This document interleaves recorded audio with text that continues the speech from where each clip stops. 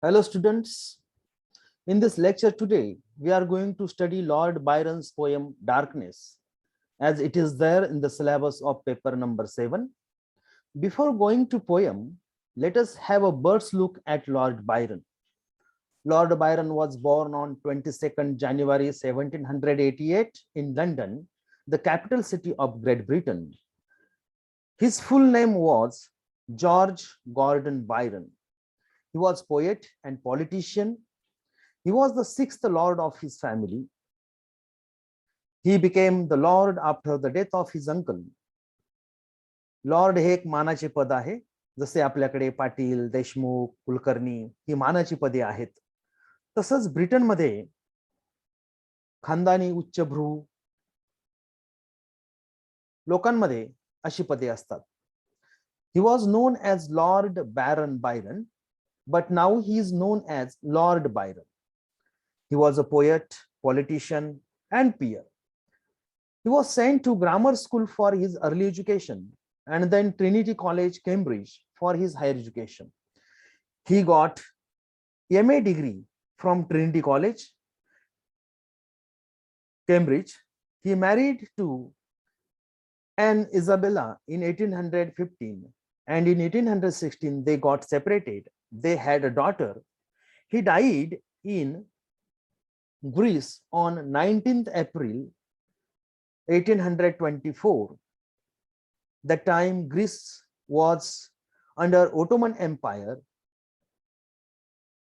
Now let us come to the poem Darkness. It was written in July 1816.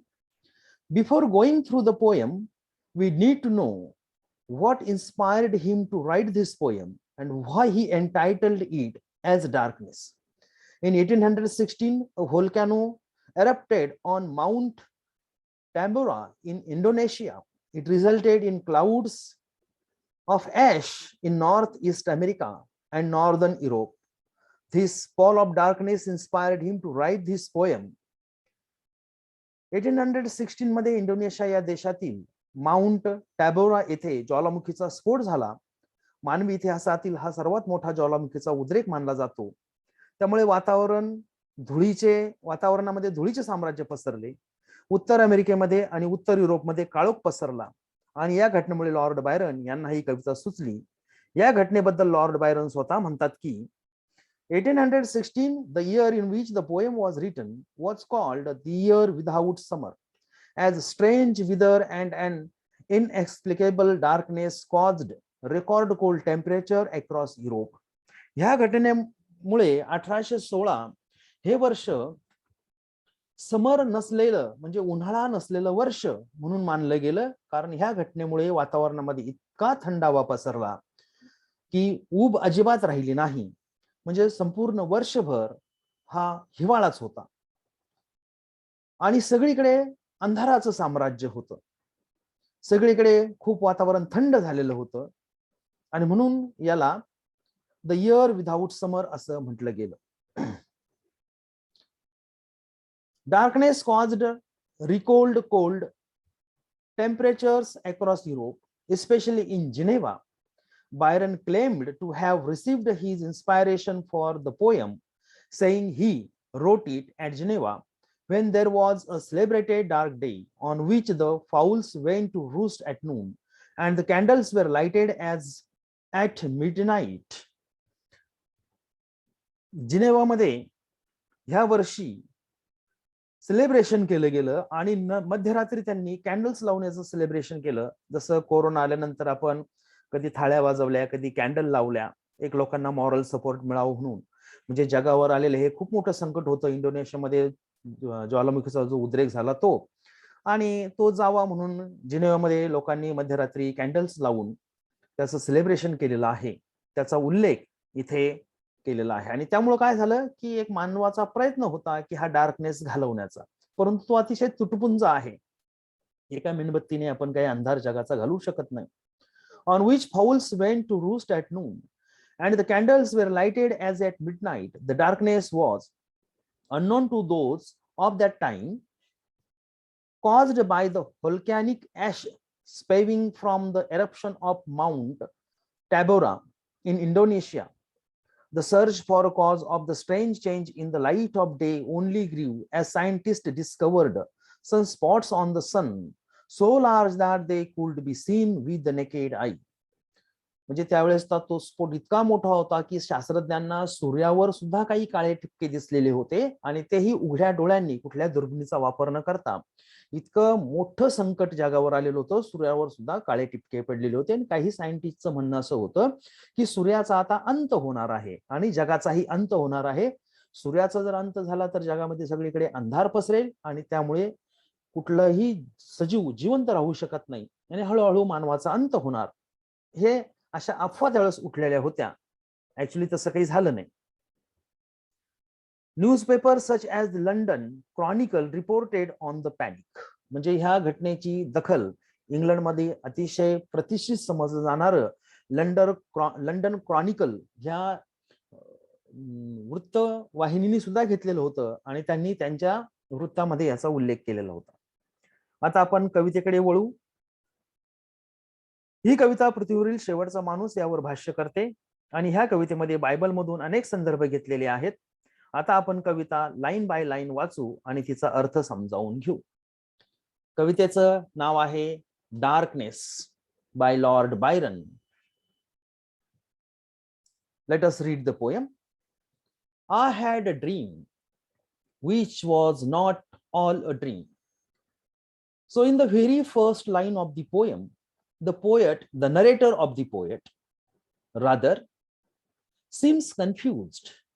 पहिल्याच line मध्ये कवीचा जो ह्या कवितेमधला narrator आहे तो कन्फ्यूज झालेला दिसतो. कारण तो म्हणतो आय हॅड अ ड्रीम, मला एक स्वप्न पडलं होतं, मी एक स्वप्न पाहिलं होतं. Which was not all a dream, जे पूर्णपणे स्वप्न नव्हतं. स्वप्न होतं की नव्हतं याबद्दल ते साशंक आहेत. The bright sun was extinguished. जो ब्राईट सन आहे आकाशामधला सूर्य, वॉज एक्सटिंग्विश्ड म्हणजे विझलेला होता. आपण फायर एक्सटिंग्विशर आणतो घरामध्ये ते विझवणं. तर ब्राईट सन हा विझलेला होता. and the stars did wander darkling in the eternal space. आणि जे तारे आहेत, तारे म्हणजे सूर्यासारखेच स्वयंप्रकाशी असतात. सूर्य हा एक ताराच आहे परंतु इतर ताऱ्यांपेक्षा तो खूप मोठा आहे. तर तारे म्हणजे स्वयंप्रकाशित. ग्रह हे जे असतात ते परप्रकाशित असतात. उदाहरणार्थ पृथ्वी, चंद्र, त्यांना सूर्यापासून प्रकाश मिळतो परंतु स्टारला मात्र स्वतःचा प्रकाश असतो. इथं प्रकाशाला मी एवढं भर का देत आहे कारण कविता डार्कनेसवर आहे आणि सूर्यावर संकट आलेलं होतं 1816 मध्ये आणि सगळीकडे अंधार पसरणार आहे, सूर्याचा नाश होणार आहे, अशा अफवा होत्या. त्यामुळे इथे सूर्य आणि स्टार ह्या दोन्हीही ज्या प्रकाशाचे स्त्रोत आहेत त्याच्यावर भाष्य ह्या कवितेमध्ये लॉर्ड बायरन यांनी केलेलं आहे आणि आपल्या दृष्टीने ते तेवढंच महत्वाचं आहे. तर stars did wander darkling in the eternal space. हा जो इटर्नल स्पेस आहे, ह्या स्पेसमध्ये हे सगळे स्टार्स आहेत ते अंधारामध्ये गेलेले आहेत. दे आर वॉन्डरिंग, ते भटकत आहेत. डार्कलिंग म्हणजे अंधारामध्ये. आणि ही जी स्पेस आहे, हे जे विश्व आहे, हे सगळं शाश्वत विश्व आहे आणि याच्यामध्ये ते सगळे स्टार्स भटकलेले आहेत अंधारामध्ये. रेलेस म्हणजे कुठल्याही स्टारला किंवा सूर्याला प्रकाश किरण नाहीये. रेलेस अँड पाथलेस, त्यांना किरणही नाही आणि त्यांना रस्ताही नाही.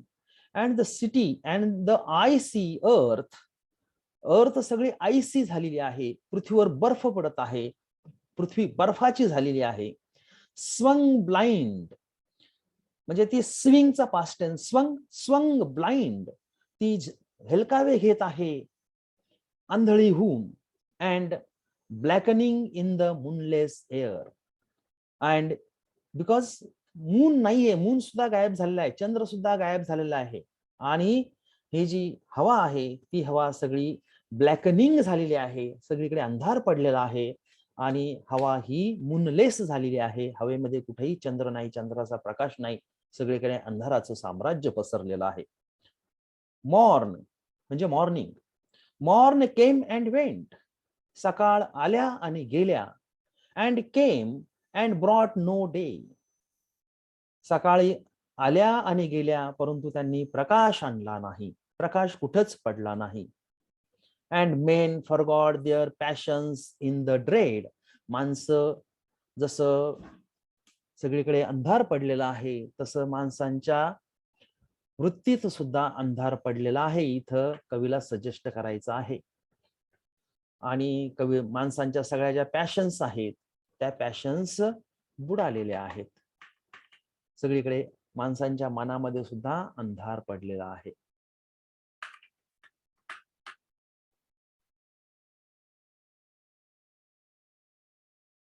Of this their desolation and all hearts were chilled into a selfish prayer for light.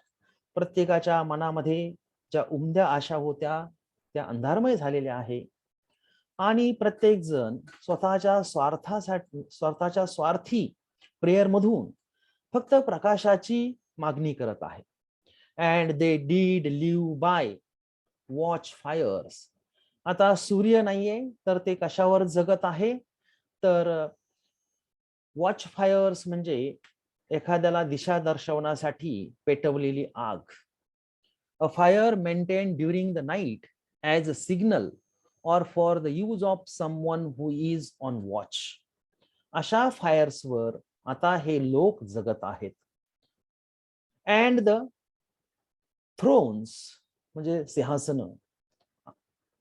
The palaces of crowned Kings म्हणजे सिंहासन असतील किंवा राजवाडे असतील, जे राजे सत्तेवर आहेत. Crown is a symbol of power. राजाच्या डोक्यावर मुकुट असतो आणि तो मुकुट सत्तेचं प्रतीक आहे. असे राजे, त्यांचे सिंहासन, त्यांचे राजवाडे, द हर्ट्स, इव्हन झोपड्या सुद्धा, द हॅबिटेशन्स ऑफ ऑल थिंग्स, सगळ्या गोष्टीचे राहायचे ठिकाण, विच ड्वेल, जिथं लोक राहतात, जिथं प्राणी राहतात, सगळे असे राहण्याचे ठिकाण, मग ते राजांचे राजवाडे असतील किंवा झोपड्या असतील किंवा इतर प्राण्यांचे राहण्याचे ठिकाण असतील, वेअर बर्न्ड फॉर बिकॉन्स, प्रकाशासाठी त्यांना जाळण्यात आलं. They were set on fire, कारण प्रकाशाची गरज होती. सगळीकडे अंधाराचा साम्राज्य पसरलेलं होतं, म्हणून राजवाडे जाळण्यात आले, झोपड्याही जाळण्यात आला, आणि म्हणजे माणसाने स्वतःला उद्ध्वस्त करून घेतलेला आहे प्रकाशासाठी. सिटीज वेअर कन्झ्युम्ड, कन्झम्पशन म्हणजे एखाद्या गोष्टीचं कन्झ्युम करणं. And men were gathered round their blazing homes to look once more into each other's face. आणि लोक पुन्हा त्यांच्या ह्या जळत्या घरांजवळ जमा झालेले आहे, आणि या जळत्या घरांच्या प्रकाशामध्ये त्यांना एकमेकांचे चेहरे दिसलेले आहेत.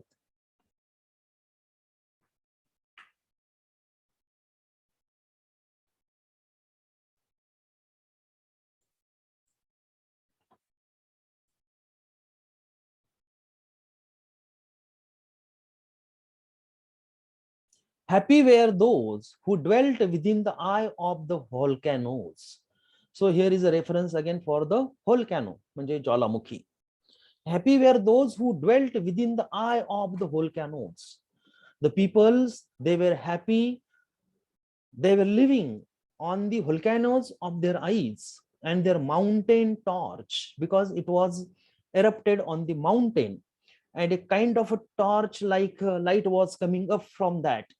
So that reference is here. A fearful hope was all the world contained. Forest were set on fire. इकडे सगळीकडे हे सगळं भीतीचं वातावरण होतं. अ फेअरफुल होप, होप कशी होती तर fearful होती. Hope can not be फेअरफुल.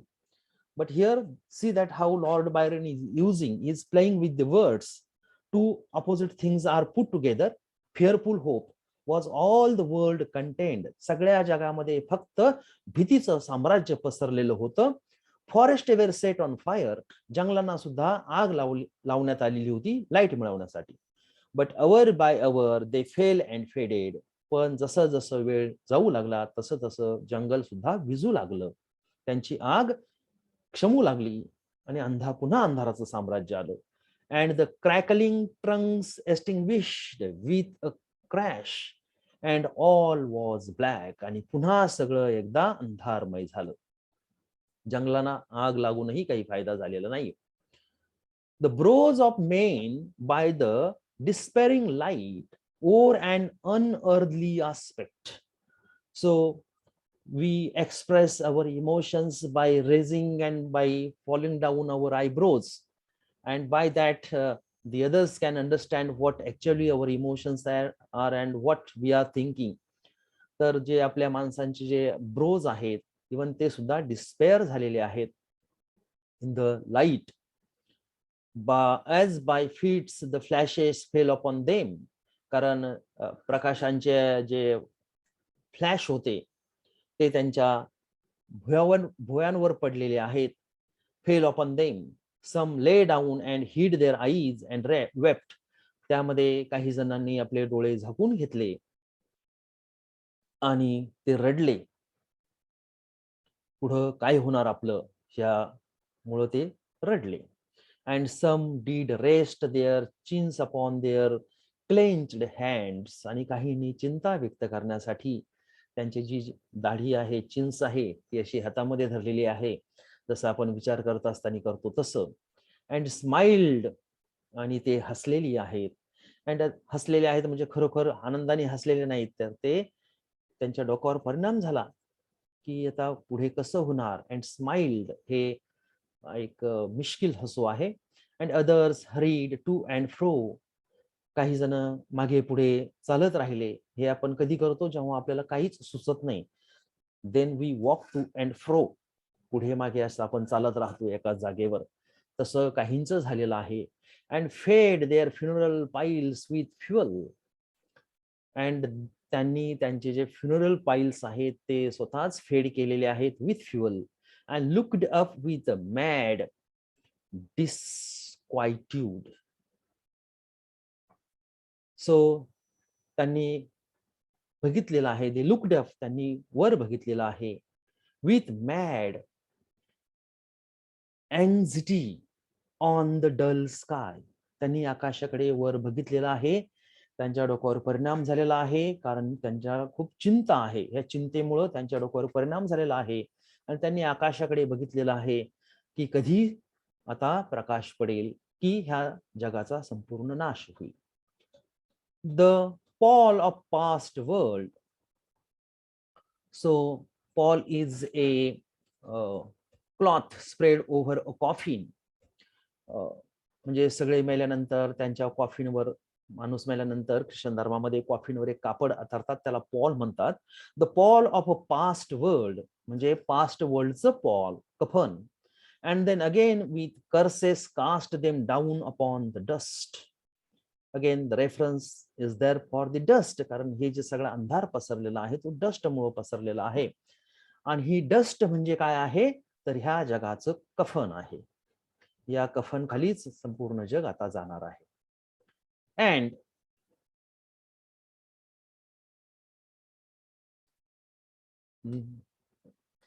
gnashed their teeth. त्यांनी स्वतःचे दात खाल्लेले आहेत. And hold. आणि त्यांनी ते विव्हळलेले आहेत. एखादा प्राणी दुःखात असताना किंवा त्रासात असताना जसा आवाज काढतो त्याला विव्हळणं असं म्हणतात, ते म्हणजे howling. The wild birds shrieked. जे रानटी पक्षी आहेत, they utter high pitched piercing sound or words and terrified.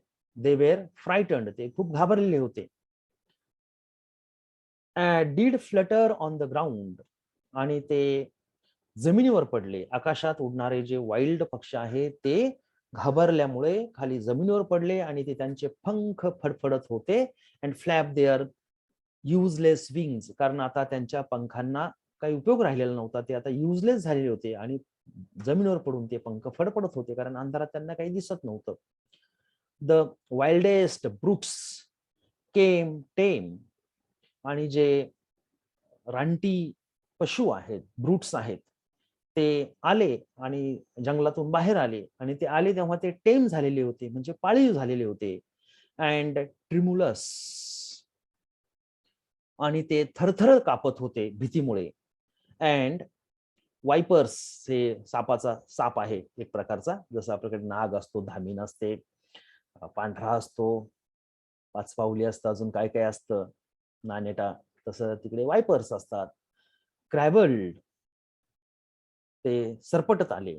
And ट्विन्ड themselves among the मल्टिट्यूड, आणि त्यांनी तिथे खूप गर्दी केलेली आहे. जंगलातून ते सगळे, जंगलाला आग लागलेली आहे, त्यांनाही काय करावं समजत नाही. ते जंगलातून बाहेर आलेले आहेत हे सगळे प्राणी, आणि त्यांनी तिथे खूप गर्दी केलेली आहे. जे साप होते ते फुसफुस करत होते, हिसिंग. ते साप फुस करतो, तो ऍक्च्युली वॉर्निंग देतो. बट स्टिंगलेस, आता काही उपयोग नव्हता. ते सगळे प्राणी हिसिंग करत होते, फुसफुस करत होते, परंतु त्यांच्याकडे कुठलंही हत्यार राहिलेलं नव्हतं. स्टिंग म्हणजे नांगी, ते नांगी नव्हती त्यांना. They were slain for food, तर ते एकमेकांना फूड साठी मारत होते. कारण सूर्य जर नाहीसा झाला तर कुठलाही झाड प्रकाश संश्लेषण करू शकत नाही, आणि सगळ्यात मोठा प्रॉब्लेम येणार आहे फूडचा.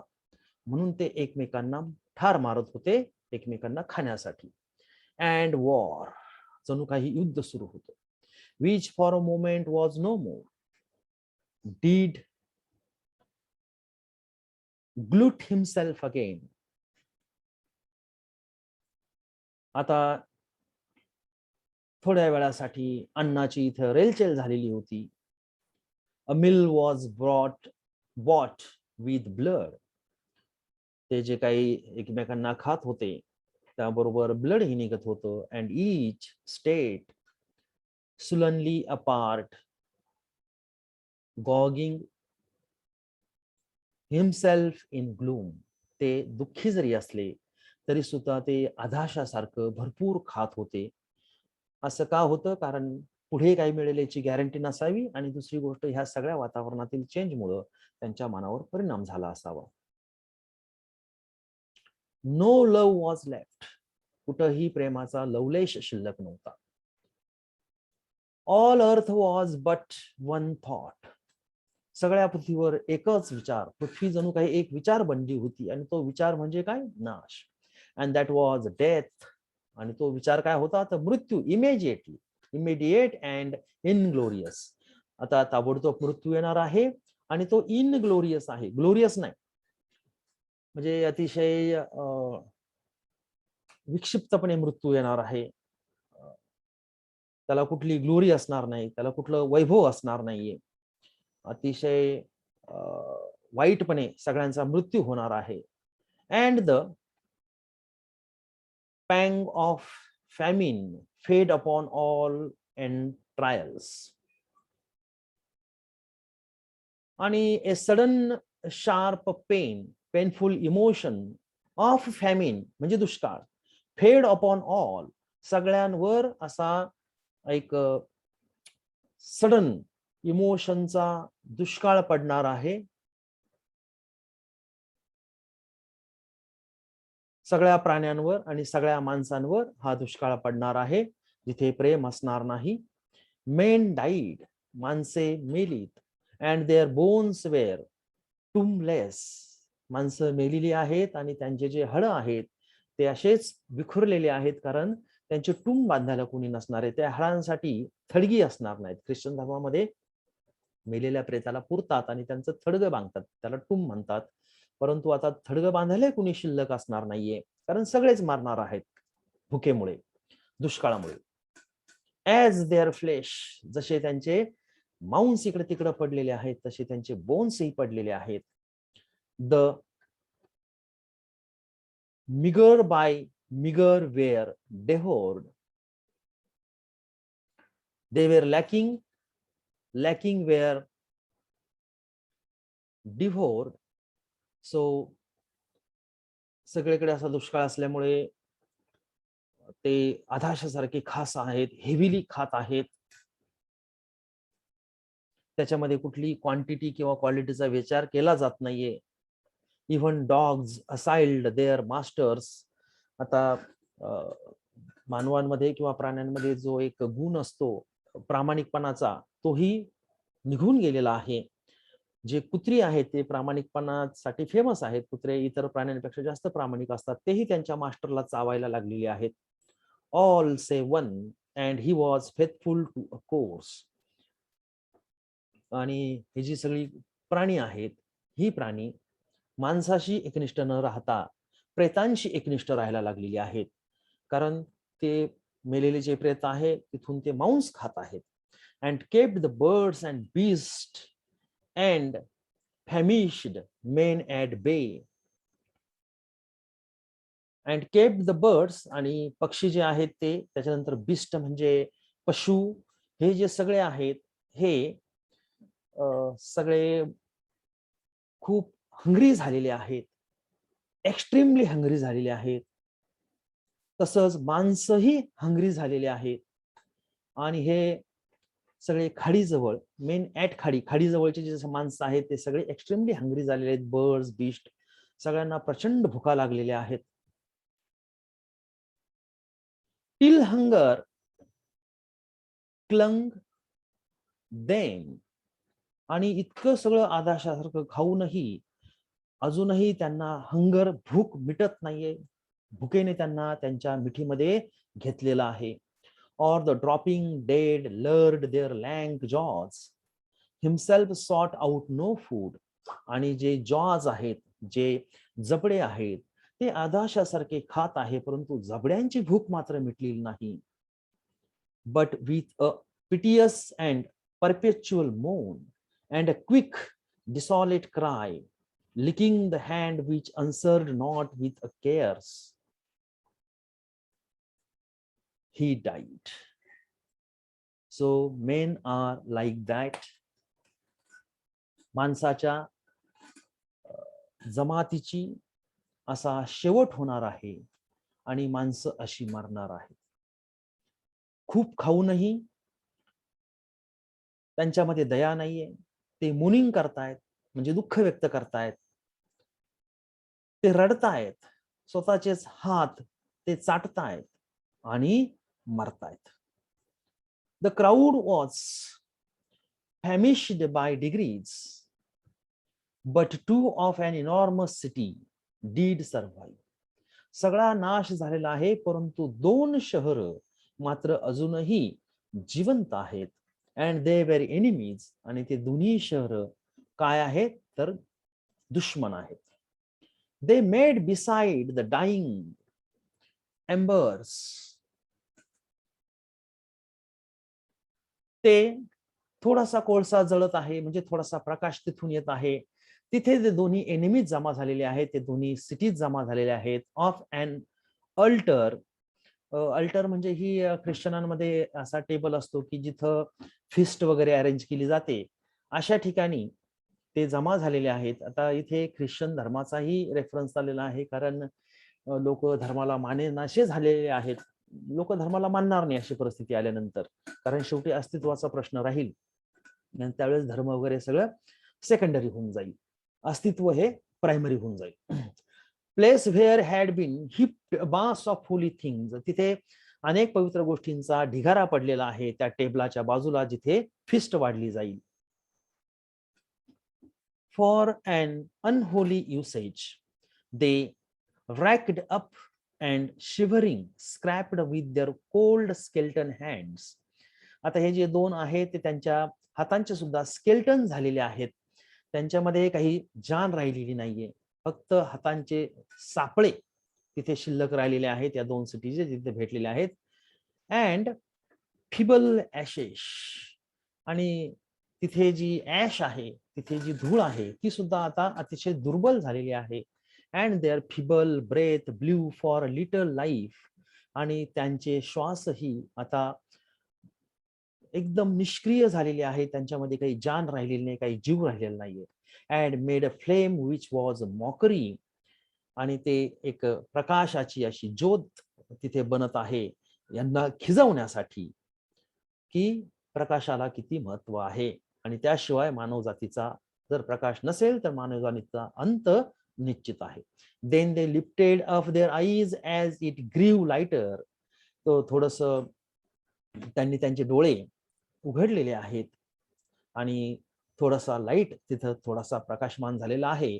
And beheld each others aspects, त्यांनी एकमेकांकडे बघितलेलं आहे. सॉ अँड श्रिक्ड अँड डाईड, त्यांनी एकमेकाकडे बघितलेलं आहे आणि त्यांचाही तिथे मृत्यू झालेला आहे. Even of their mutual hideousness they died, त्यांचा जो एकमेकांबद्दल घृणास्पद वृत्ती होती, एकमेकांबद्दल त्यांना जी घृणा वाटायची, त्यातच त्यांचा मृत्यू झालेला आहे. Unknowing who he was upon whose brow famine had return fiend, त्यांना हेही माहित नव्हतं की दोघांपैकी कोण लबाड आहे, अर्थात दोन्ही लबाडच असले पाहिजेत आणि त्यांचा असा अंत निश्चित आहे. The world was white, white म्हणजे जिथे काही नसणं, ज्याच्यामध्ये अभाव असणं. तर जग हे असं आहे की जिथे सगळ्याचा अभाव आहे. The populous and the powerful was lump, जे पॉवरफुल होते, ज्यांच्या हातामध्ये शक्ती होती, ज्यांच्या हातामध्ये सत्ता होती, असे सुद्धा वॉज लंप, एक गुठळीसारखे ते झालेले होते. म्हणजे अनवॉन्टेड, सीझनलेस, हर्बलेस, ट्रीलेस, मॅनलेस, लाईफलेस. जगाची अवस्था कशी झाली होती? तर सीझन नाही, हर्ब नाही, औषधी वनस्पती, झाडे नाहीत, माणसं नाहीत, जीवन नाही. अ लंप ऑफ डेथ, मृत्यूची गुठळी फक्त आहे. अ केऑस ऑफ हार्ड क्ले, हे जग म्हणजे सगळं केऑस आहे. आणि हार्ड क्लेचं, क्ले खरं सॉफ्ट असतो, ज्याच्यापासून आपण म्हणजे माती, थोडक्यात चिकन माती, ज्याच्यापासून आपण काहीतरी वस्तू बनवतो. आता हे संपूर्ण जग इतकं हार्ड झालेलं आहे की त्याच्यापासून आपण काहीही बनवू शकत नाही आणि माती झालेली आहे, परंतु हार्ड. द रिव्हर्स, लेक्स and ocean all stood steel, नद्या, तळी, समुद्र हे सगळे स्तब्ध उभे आहेत. कुणीही वाहत नाहीये. वाहन हे जीवन आहे पाण्याचं, परंतु कुणीही वाहत नाही, ते सगळे स्तब्ध झालेले आहेत. And nothing stirred within their silent depths, ships sailors lay rotting on the sea, जे शिप्स सेलर्स आहेत त्यांच्या बोटी जागेवर उभ्या आहेत आणि त्या सडत आहेत. And their mast fell down piecemeal as they dropped, they slept on the abyss without a search. ते जे खलाशी आहेत, ते खलाशी पाताळामध्ये झोपलेले आहेत आणि त्यांच्याकडे लाटाच नाहीत. म्हणजे जर नदीमध्ये ते अडकून पडले, समुद्रात अडकून पडले, आणि जर समुद्र स्टील झालेला आहे तर तो पाताळासारखाच आहे आणि कुठली लाट तिथे येणार नाही. ते पाताळाचा, मृत्यूचा अनुभव घेत आहेत. द वेव्हज वेअर डेड, सगळं काही मेलेले आहेत. इव्हन वेव्हज, लाटा ज्या आहेत त्याही मेलेल्या आहेत. The tides were in their grave, ज्या लाटा आहेत, ज्या टाइड्स आहेत ते त्यांच्या ग्रेव्ह, थडग्यात आहेत. The moon their mistress had expired before, चंद्र आणि त्याच्या सगळ्या राण्या असतील त्या सगळ्या मेलेल्या आहेत अगोदरच. The winds were withered, the winds were withered, वारा सुकून गेलेला आहे. इन द स्टॅग्नंट एअर, हवा स्तब्ध झालेली आहे आणि त्याच्यामध्ये वारा सुकून गेलेला आहे. अँड द क्लाउड पेरिश्ड, आणि ढगांचाही नाश झालेला आहे, ते नाश पावलेले आहेत. Darkness had no need of aid from them, आता डार्कनेसला, अंधाराला त्यांच्याकडून कशाची अपेक्षा नाही, कुठलीही मदतीची अपेक्षा नाहीये. शी वॉज द युनिव्हर्स, आणि डार्कनेस म्हणजेच संपूर्ण विश्व बनलेलं आहे. संपूर्ण विश्वामध्ये फक्त अंधाराचं साम्राज्य आहे. तर अंधारावर लिहिलेली ही आजपर्यंतची सर्वात सुंदर कविता मानली जाते. लॉर्ड बायरन यांचं जी लॉंग नॅरेटिव्ह पोम आहे डॉन जॉन, यासाठी त्यांना खूप मोठा कवी मानलं जातं, परंतु ही कविता त्यांच्या क्रेडिटला 4 चांद लावते असं म्हणायला काही हरकत नाही. तर इथे ही कविता संपते. धन्यवाद.